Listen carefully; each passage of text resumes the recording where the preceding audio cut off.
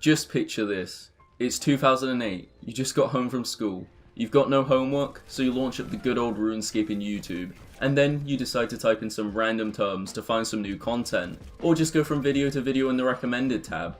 Life is good. At this point in time, YouTube was still undefined and was like the Wild West. There were massive amounts of clickbait, there were reaction channels, there were booby channels, and there was just more plain dumb content than I can actually remember. Basically, it was YouTube minus any budget in talk shows. Seriously, can Jimmy Fallon and all those other bum boys just leave the platform? You've got the TV. Leave me alone and get out of my house. I don't want you here. Anyway, YouTube used to be quite charming, so you can imagine my surprise when I found out there is an Asian area of YouTube that you can quickly get lost into. And honestly, it's like going back in time. And there's a fair explanation for this, and it's pretty obvious. So basically, the internet as an infrastructure has only made developments in a vast majority of Asian countries in the last few years. So when these thousands of people a day get access to the internet for the first time, they join existing applications and companies, such as YouTube and Facebook. This is what's actually causing the T-Series vs PewDiePie situation that's going on. Seriously, I wish I was in India, or spoke their national language. I would blow up overnight for producing subpar content. And that's how you get the weird mid-2000s feel developing on the platform once again. Obviously, YouTube will be recommending native languages in these countries, and due to these countries only getting access to these new technologies in the last year or two, well, it's created something quite beautiful, but honestly, quite disturbing as well. Between all the charm of YouTube gaming channels that are blowing up in these countries, there is also massive amounts of clickbait, and honestly, just disturbing content. I'll flash up a few pictures now to demonstrate what I mean.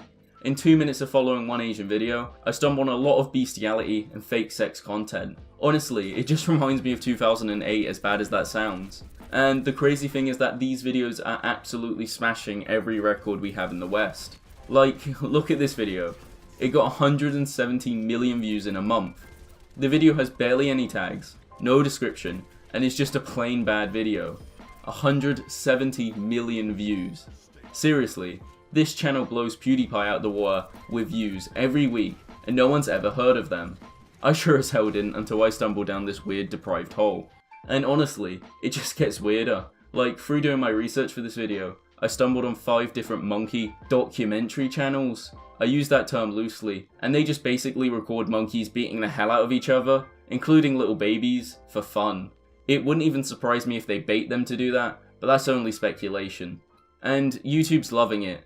They're promoting these videos non-stop. Like, I'm not allowed to swear in my videos, but baby monkeys being thrown off cliffs, YouTube bloody loves it.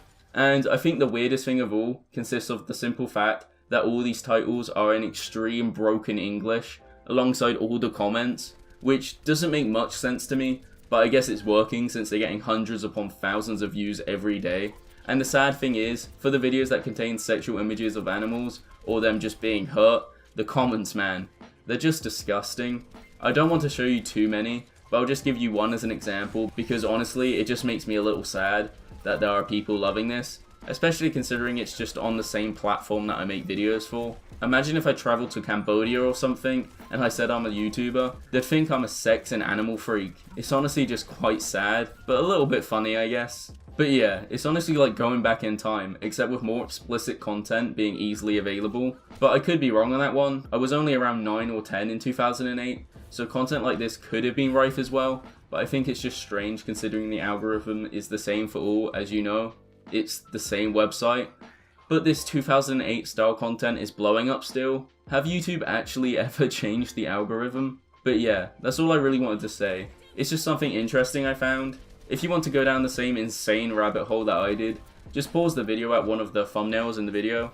I'll make sure to leave a timestamp somewhere in the description or comments to make it a little bit easier. But yeah, just type in one of those videos, click on it, and go from there. I wouldn't recommend it though to those of frail constitution though, because you can easily stumble on some pretty sad and distressing content. And once again, it's not really YouTube's fault, it's just the fact that more countries are being introduced to this type of infrastructure for the first time, so they're just going through the same phase we had in the West, just in a modern environment. Maybe just a little bit more extreme though with the sex and animal abuse videos, because that's just a little bit strange. If you enjoyed this weird and wonderful video, remember to slap that subscribe button if you haven't already. Hit the like button as well, because why not? And I want to know what's the weirdest video you found on YouTube in the comments down below. Anyway, it's been a pleasure, and I'll catch you in the next one.